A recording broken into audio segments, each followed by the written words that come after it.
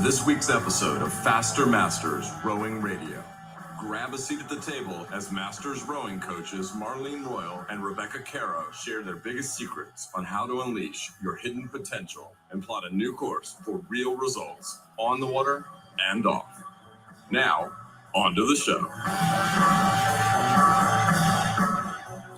Hello, everybody, and welcome to another edition of Faster Masters Rowing Radio.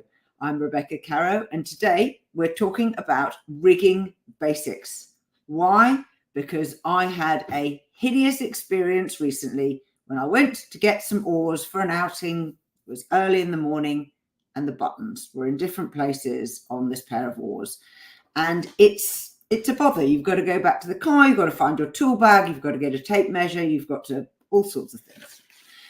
Getting rigging right is really important for one thing, and that's comfort in the boat and ease of use. And so today I'm on a rant. Every club group should have standardized rig across their entire fleet. Why?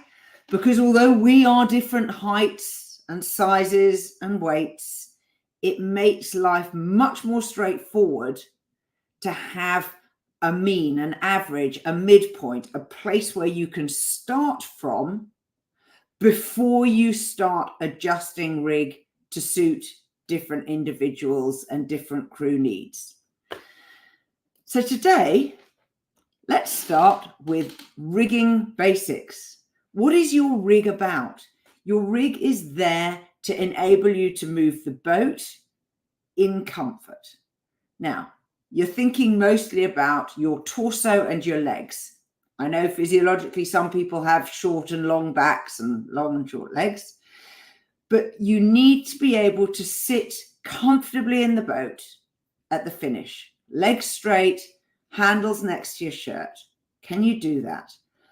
What are you looking for? Ideally that your feet, your shins aren't hitting the deck. Ideally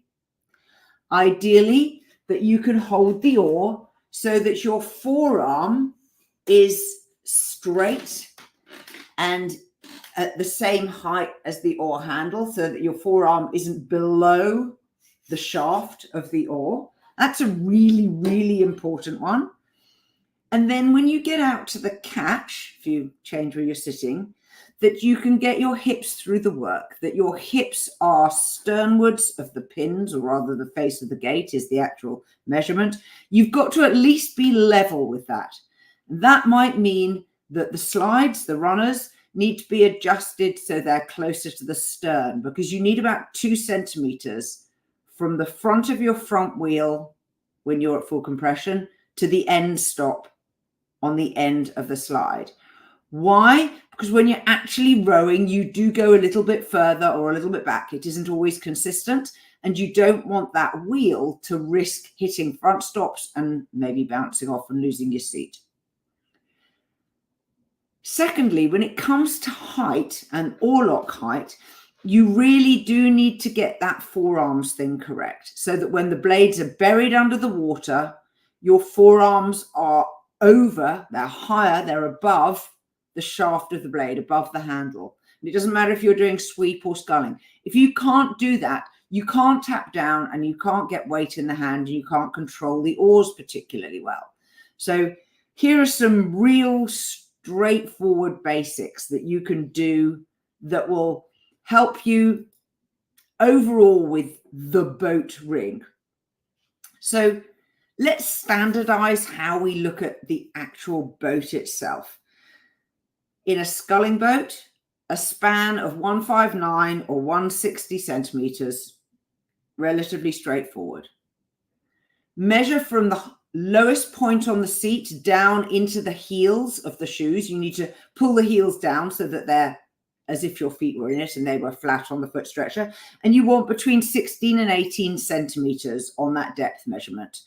Slightly less for women, slightly more for men. Your sculls or oars probably should be around 286 long and 87 inboard.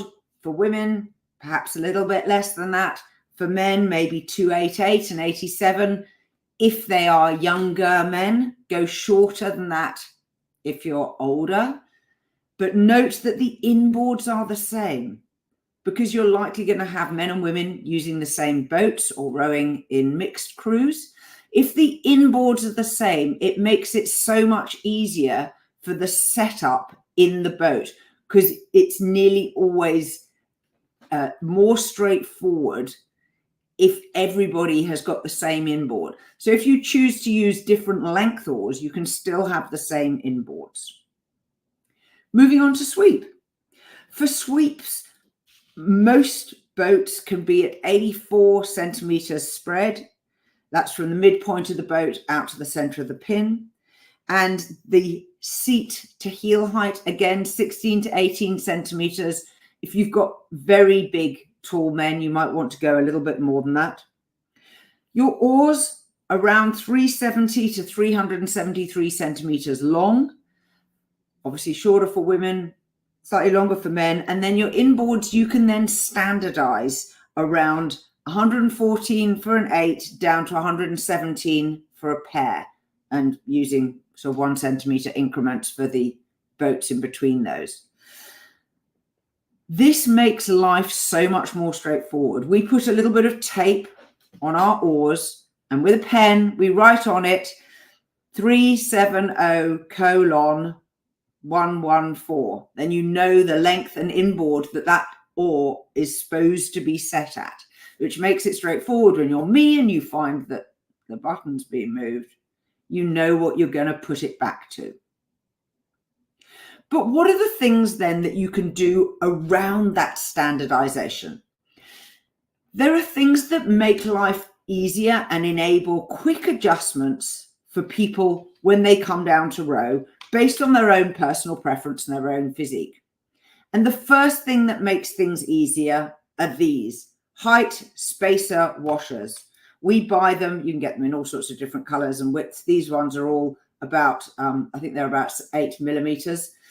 And you put one above and one below the gate, the oarlock, on every single boat, so that the oarlock sits at the midpoint height. And I haven't said what I think the oar sill height should be, but I'm going to leave that for now. But it means that if someone has moved them and you find that you've got 2 of these above a gate, you know that someone has moved them, that the midpoint is designed to have 1 above and 1 below. Similarly, if you've got 2 below, people can see what's happened if they've been moved. So that makes it much more straightforward for the individual to work out whether or not they need to change that. Because invariably in rowing clubs, people change things and don't put them back afterwards. Other things that you can do are things like having shoes that have adjustable sizes. There are lots of different shoe designs. We recently bought some from Ankaa, and they have velcro where you can pull up the heels. You can just tighten the velcro and it goes up around the side of your foot and it pulls the heel up, which makes it much more comfortable for people with slightly smaller feet. There are other mechanisms for changing and adjusting your shoes. If you can't adjust the shoe size, we also have, and I've talked about it in previous podcasts, some Velcro straps with a quick release handle, which a friend of mine in Wanganui, thanks Jax, made for me, where you can just strap them around your instep so that the shoe, which generally if you have a smaller feet, your feet are narrower and so they don't fit into the width of a bigger shoe. So you can easily get in and row in, size 12 shoes for, in a big boat. Other things that I'm going to talk about here, of course, are the spacer placer tool. You will remember me talking about the washers. This is designed to line up with them and enable you to push them out. You put your finger through the hole here so that you can control it. And it comes with a handy lanyard that says Faster Masters Rowing, but only if you buy it, if you mention when you buy it that that's what you'd like. And you can use these to push out the spacer height washers. Just cup your hand underneath the oarlock to catch it. Otherwise, they do tend to ping off into the water and they don't always float. So a spacer placer tool, you can get that from revolutionrowing.com. Go and look at their on the water product set. They're reasonably inexpensive, and it means that you can adjust the heights when you're on the water, which is not something that is so easy to do when you're on your own. Anyway, enough said. Do have a look at that as a way to improve things. The other thing I will say is that some of the more recent oar designs, and we've bought some sculls recently from Croker, they have an easy adjust on the button, and it's just a single clamp that releases the whole button, and then you can move it and clamp it back to tighten it. Really easy, so you don't need to have screwdrivers in order to adjust your oars. So go and have a look at the things that are cheap to do, will make life more straightforward when everybody understands their purpose, and then individual rowers feel they have some autonomy and are able to make changes so that they can make the boat comfortable for them. So if any of this has been of any use or interest and you found it helpful, please consider supporting us. We do rely on donations to keep the costs of the podcast going, and I hope to see you next week. You're part of the Rowing Chat Podcast Network. Please tell your rowing friends about the show. And if you've learned just one helpful thing from today's episode, please consider supporting the show for as little as $1 per month by visiting fastermastersrowing.com/podcast.